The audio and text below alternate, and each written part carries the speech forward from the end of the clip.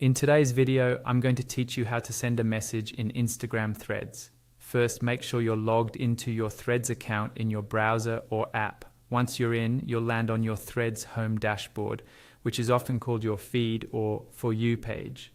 This is the main screen where you usually scroll through posts from people you follow and recommended content. Take a second to get oriented here because everything we'll do starts from this home view. From your home dashboard, look over to the left-hand side of the screen. You should see a vertical column with different options, such as your home feed, notifications, and other shortcuts. In that left-hand column, click on Messages. This will open up your Messages area, where all of your existing conversations and direct messages are stored. Once you're on the Messages page, you'll see a list of your current chats if you have any.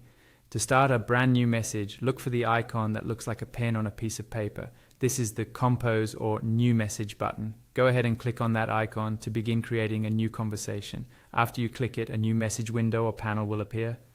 At the top, you'll see a field where you can choose who you want to message. Click into that field and start typing the username of the account you want to contact. Try to type it as accurately as you can because Threads will use what you type to search for matching accounts. As you type, you'll see a list of suggested accounts appear below the field.